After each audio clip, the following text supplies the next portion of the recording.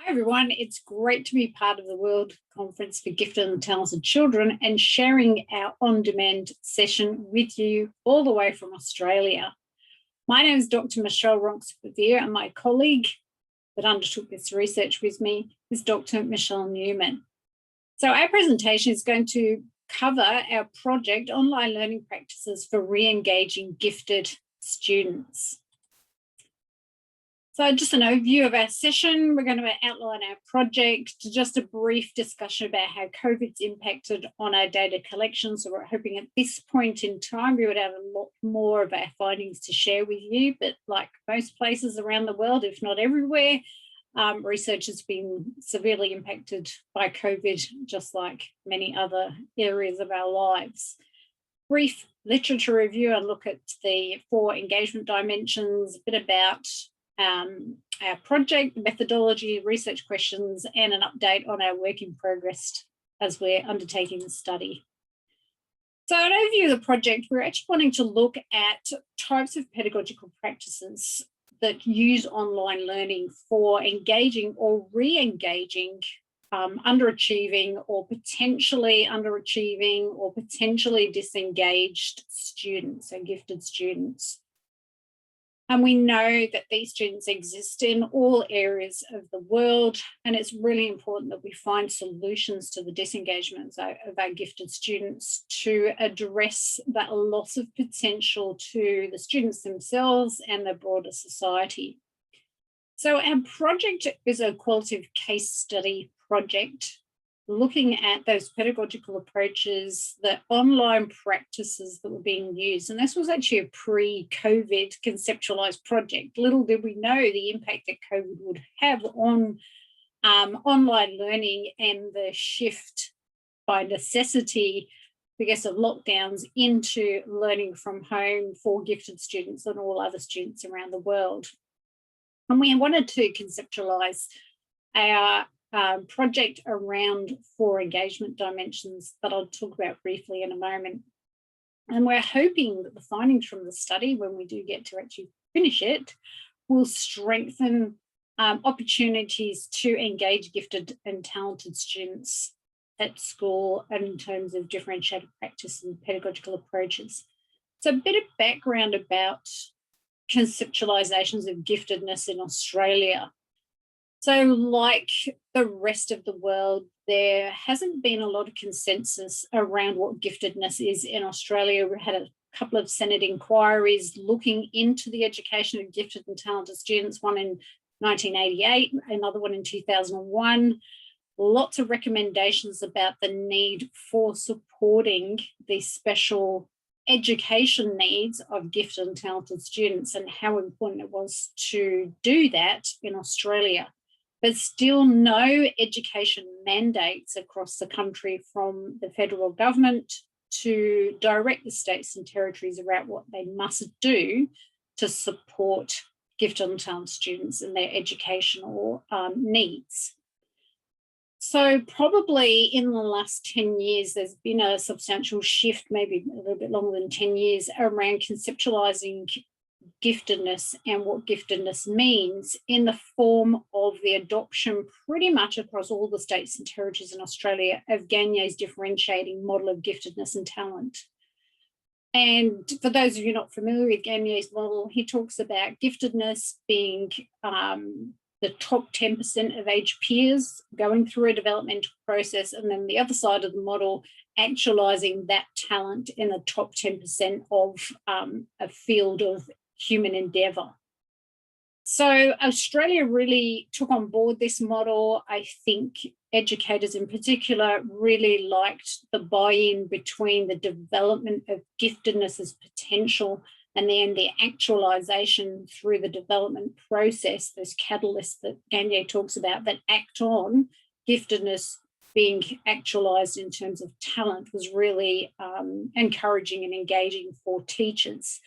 It gave them some bits in that complex developmental process in the middle to actually be able to think about and to engage with. It really highlights as part of that developmental process the learning environment and where teachers come in to supporting the development of talent and actually engaging gifted students by differentiating learning opportunities within the classroom, so differentiating instruction, curriculum, and the aim at personalising learning. So a brief literature review around our project statistics. Arguably, there's a bit of contention in the field, but around about 50% of all gifted students are underachieving, so not actually achieving their potential. And we know that that's a loss to the students themselves, their families, their school communities, and of course, wider society. We looked at research that had already been undertaken about online learning opportunities for gifted and talented students. And one of the things that was pointed out in this was that they presented really powerful opportunities for engaging all students, but there might be some particular specific pedagogical approaches and courses or programs that might be really important for re-engaging or engaging gifted students, increasing their motivation in learning, increasing their buy-in in what they're learning, enrichment, extension opportunities, differentiation opportunities, and really personalising the learning for individual gifted students. And we found that there was very little research to date that had been done around particular types of online learning or courses that might support the re-engagement of gifted students. So in terms of our framework, a conceptual framework that sits behind our research was the 4 engagement dimensions. So the behavioural engagement, affective engagement, social and cognitive engagement. And you can see that presented there in our model around the connections and overlaps and pretty much integration of these. So behavioural engagement is often conceptualised about what teachers see in the classroom. So are the students actually participating in the learning? Are they there? Are they turning up? Are they prepared with the right equipment, in our case for online learning? Do they have access to that equipment? Do they have access to the internet? Effective engagement is the learner and their emotions during the learning process. Are they quite interested in the subject? Do they have a positive attitude? Are they well connected to their peers, to the learning, to the school opportunities? That pretty much overlaps with what we call social engagement as well. So that sense of connectedness or belonging to the school, that connection with learning, that connection to understanding cooperative learning, for example, or the sense of inclusion that they feel within the school. Do they see themselves reflected in the curriculum, in the resources that are used in the learning environment, in the teachers who are teaching them and so forth? And then we've got cognitive engagement. Now that's all around autonomy or mastery learning, learning by choice, self-regulation, goal setting, pretty much knowing about how they learn. So that understanding around the capacity of an individual to learn and having pretty much an understanding about how they go about learning new information and building on the informational knowledge and understandings that they already have. So in a very small nutshell, that's an overview of the 4 engagement dimensions. So connecting that with what really began as distance learning in Australia. Now, Australia has got a long history of distance education right from the 1950s. So the advent of what some of you may have heard of, the School of the Air, was a radio network in the early 1950s, 1951, which was actually using the radio network for the Royal Flying Doctors Service. So parents of students who were rural and remote areas, so perhaps lived on properties, not connected closely to neighbours, were quite isolated, they would, for a couple of days a week, involve their children in the School of the Air. So a strong history of distance learning in, I guess, the foundations for what we now know as online learning, another type of distance or distant learning, and pretty much what's bringing me to you today to be able to present this on-demand session. Now, today, there are over 40 distance education schools in one form or another across the Australian states and territories. Virtual schools all have some form of online learning now. That radio network has been replaced by the internet. So using online learning opportunities, there are full-time enrolment opportunities still available. Students can enroll in individual courses, and homeschooling is quite a big user of the distance education or distance learning, as it's still called, online and virtual learning networks. So not specifically designed for gifted students, but they can enroll more often in the stage rather than the age that they're at. So this is where it starts to make a really good connection with our gifted learners. So rather than thinking about age appropriate, we're looking at stage appropriate. So being able to start to differentiate, enrich, personalize learning for individual gifted students. So moving from that distance education, that radio network, to the advent of online learning opportunities for gifted and talented students really began, I think, sort of maybe the late 1990s, early 2000s with what we call web quests. I don't know if anybody remembers web quests. If you're a teacher in the school then, if you had gifted students, everybody seemed to be talking here in Australia anyway about web quests. Oh, you should be getting gifted students doing some web quests. So it was kind of an internet topic, very kind of primitive in terms of what we now know as online learning.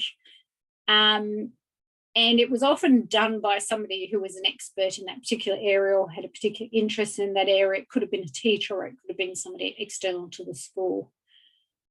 It was very heavily reliant on reading. There wasn't a lot of interaction. There wasn't a lot of kind of videos or podcasts or any of those kind of things. It was very sort of laborious pages and pages of reading and, you know, sort of still going away and doing some book work.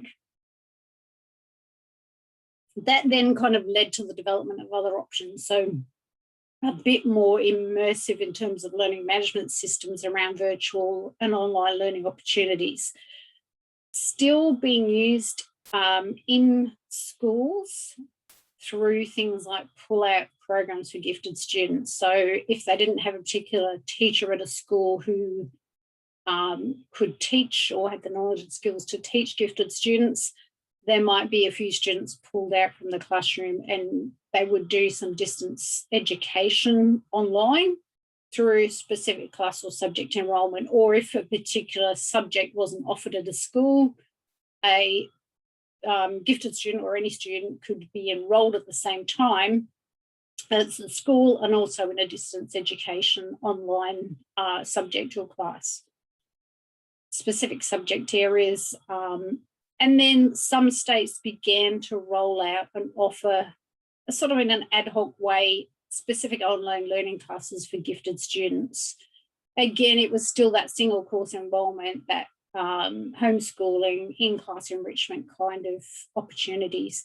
And then we've seen probably over the last 18 months that real development around COVID lockdowns and the need to build more home learning opportunities, and looking at how that's impacted on gifted students will be really interesting, but a bit beyond the scope of our study at the moment, but it is something we might get to look at during the study in terms of what opportunities this presented for gifted students. So anecdotally, I've heard that there are gifted students who were given 5 days of learning in blocks, and some of them had finished it in 1.5, 2 days, and then had the rest of the 3 days of the rest of the school week at home to engage in their own activities and their own projects. So for our project, the research questions, we had 2 questions. So The first one, the main question was around what online pedagogical practices are currently being used to support the engagement or the re-engagement of gifted students. And how is online learning used in schools to re-engage gifted students across the curriculum? So a real focus in online learning and how it is being used to engage gifted and talented students. So what we found when we began our project was some specific online learning opportunities for gifted students across the country. So Queensland offers a virtual STEM school, so science, technology, educational and mathematics, for students in years 5 to 9 who have been selected as having a particular aptitude for STEM, one or more of the STEM subjects. So students were actually selected by their school to enrol in a particular area, either science, technology, engineering or mathematics. So that was limited to years 5 to 9. Tasmanian Department of Education has gifted online courses which are free, and again, they're part of the state school network, prep to year 10, and they connect with most curriculum areas. I'll talk more about that in a bit of detail. And their learning management system, LMS, that they use is Canvas. And they're specifically designed, developed, and conducted by experienced teachers who have experience working with gifted students. In New South Wales, there's a virtual selective school, so they have a select entry process that students have to go through to get into Aurora College. It's not necessarily what we would term gifted students in terms of Gagne's model that I talked about at the beginning. It quite often is talented students that get into these kind of selective schools. But again, it depends on the kind of requirements around that. So year 5 and 6 students are what they call opportunity class lessons in New South Wales. So again, selective entry into those opportunity classes. So mathematics, science and technology, that's the same kind of STEM focus as Queensland. Year 7 to 10 students, selective schools. So they've come from or are going into this even more selective college. Again, main curriculum areas, English, maths and science. And then year 11, 12 students usually connecting to what they're doing in terms of their high school certificate subjects that they've chosen. Western Australia has GT online courses. So again, an academic program that's connected to state or public schools, but secondary schools in this instance, years 7 to 10. And it was specifically designed as an online version for rural and remote students as part of the selective academic program that is run through some secondary schools in parts of Western Australia. So you can see that connection to distance education for rural and remote students that we talked about with the radio network back in the early 1950s. And then again, in New South Wales, the Catholic school system runs a virtual academy. It's an online program for profoundly gifted students. And they go on stages rather than ages. So stages 3 and 4, which are sort of year levels 5 to 7. And they run extended or advanced curriculum programs through curriculum differentiation, extension, and enrichment activities for students that have been identified as profoundly gifted. So they have a combination of online, face-to-face and project-based, but also in connection with a mentor, somebody who's experienced in the field. So participants we're drawing from for our particular study, we invited participants from schools across Australia, and we focused on schools who had been identified through a web search, been involved in online gifted education opportunities for supporting gifted students' engagement and for differentiating instruction. We got a private boys' school, an online gifted education course provider, state schools, and the participants within those broader school systems were school leaders, so heads of department, heads of curriculum, mainstream teachers, specialised teachers, gifted education teachers, online teachers, so some of the teachers that were developing and also teaching some of those online courses, and then gifted students aged between 12 and 18 years.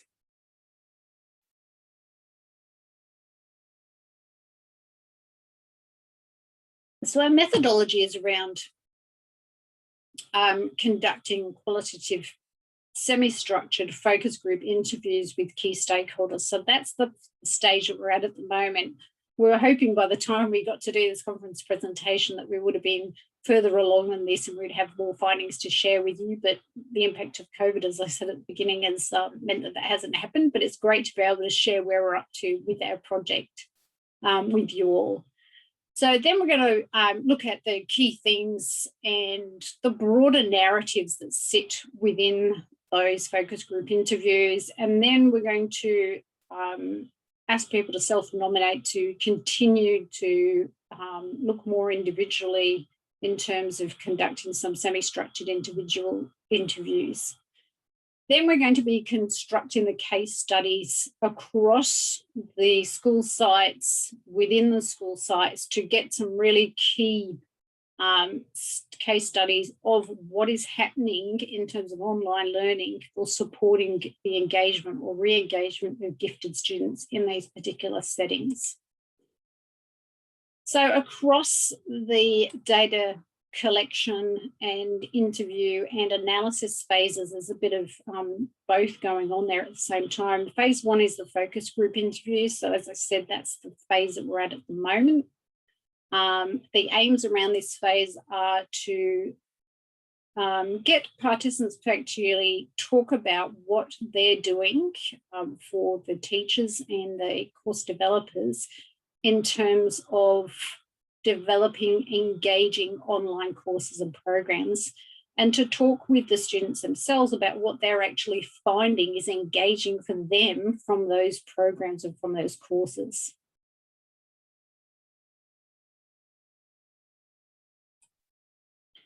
Phase two is that semi-structured individual interview phase. So we're asking people to self-nominate from the focus groups to participate in an individual interview.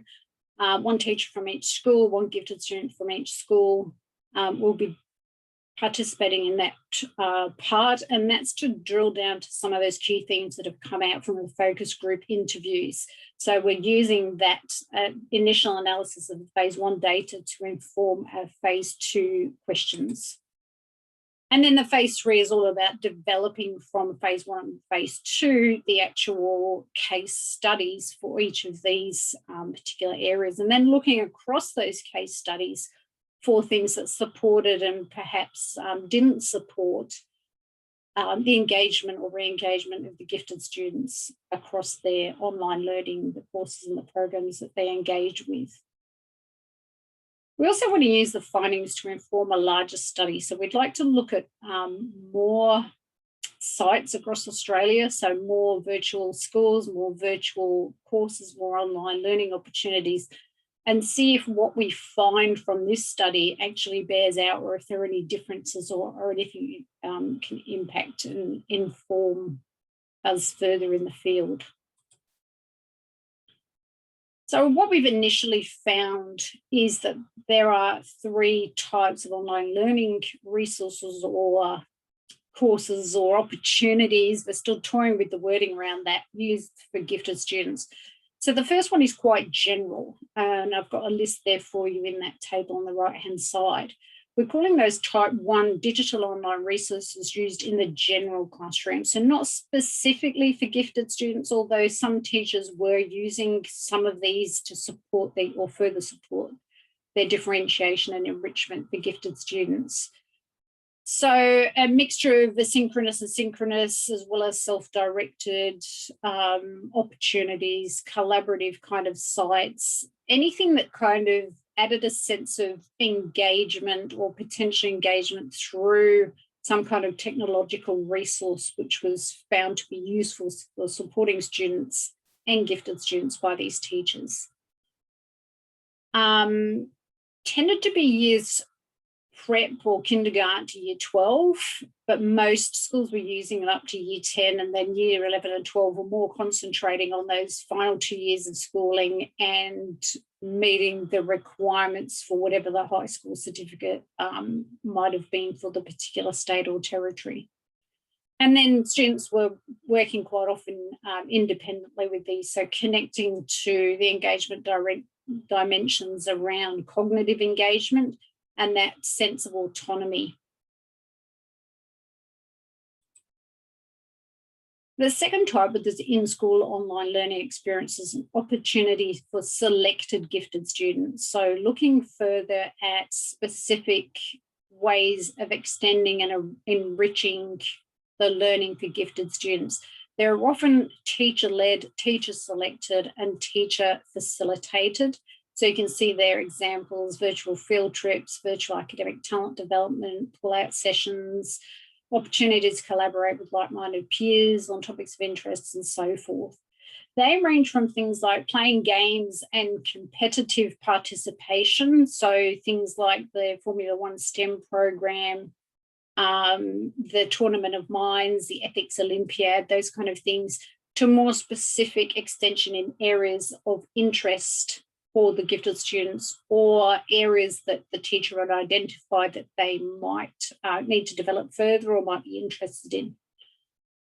The main driver around this was the competition, so the competitive nature, and then the online opportunities to connect with like-minded peers.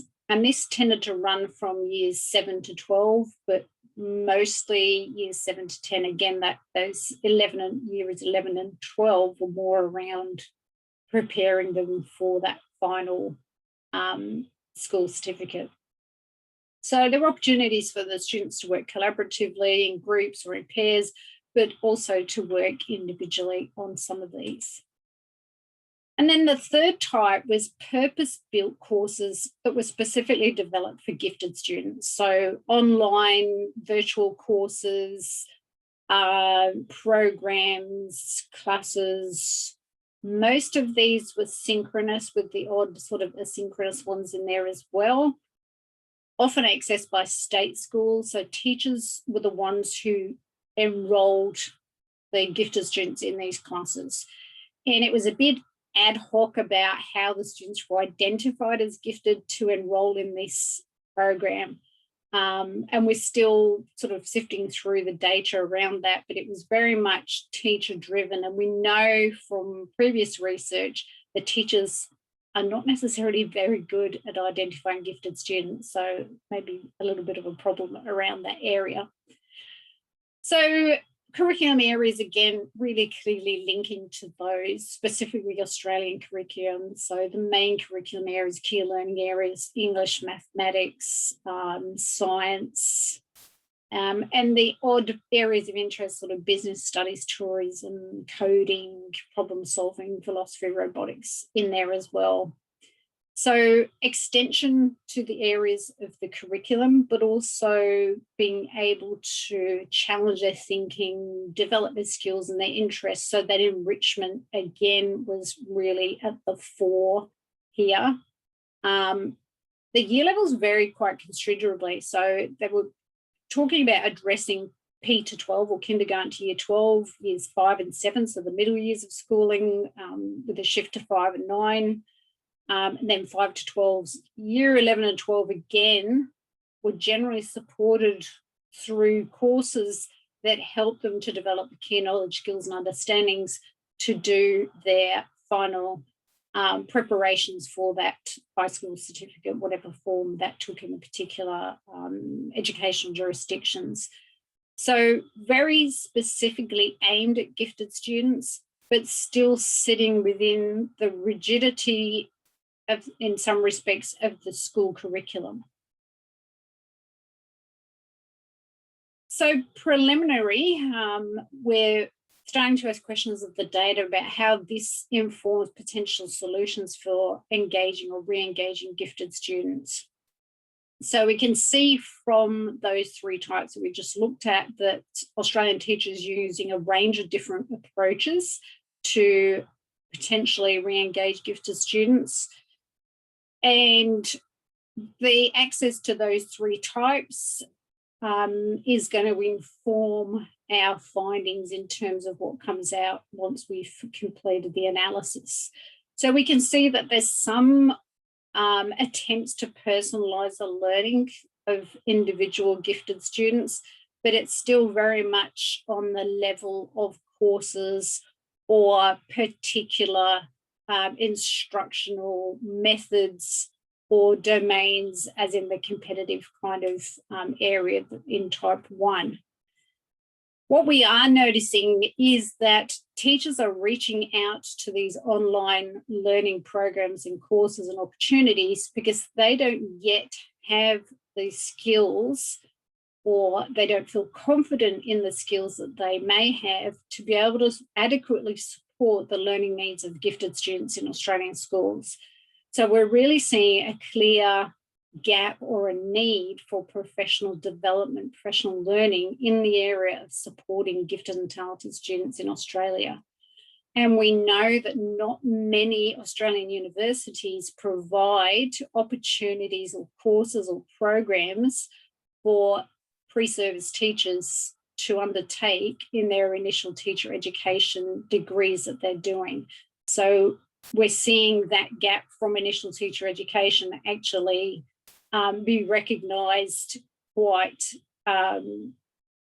importantly and hopefully importantly by the teachers themselves. So they're looking for what can they do, and they're reaching out to these online opportunities for their students. So I've developed a suite of professional development modules for specifically supporting Australian teachers to develop their own skills, knowledge and understanding around how to support gifted students in the classroom.